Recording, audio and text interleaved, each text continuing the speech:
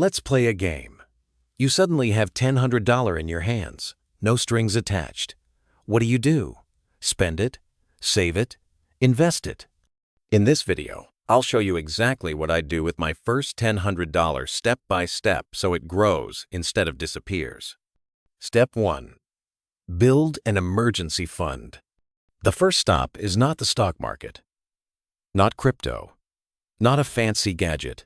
It's your emergency fund. Why? Because life happens. Car repairs, medical bills, job loss. Without a safety net, you'll end up back in debt. I'd put at least $500 of that $1,000 into a separate savings account. I never touch, except in true emergencies. This fund isn't about making money. It's about protecting you from losing money.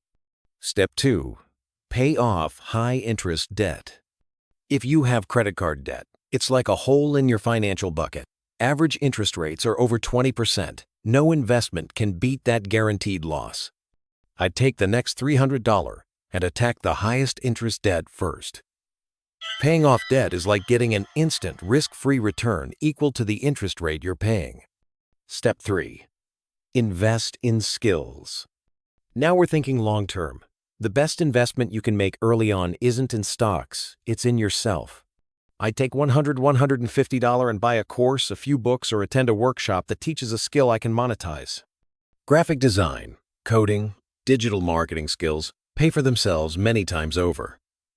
Remember, your earning ability is your biggest asset. Step 4. Start investing. With a remaining $5,100, I'd open a low-cost index fund or ETF account. The amount may seem small, but the habit is more important. Once you start, it's easier to keep going.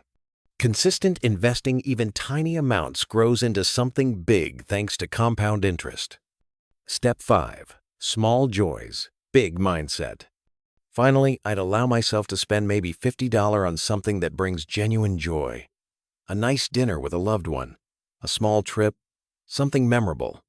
This reminds you that money is a tool to improve life, not just numbers in a bank. The key is balance. Enjoy some today, but prepare for tomorrow.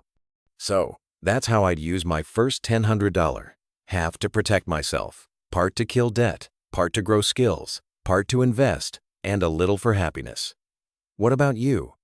How would you spend your first $1,000? Let me know in the comments.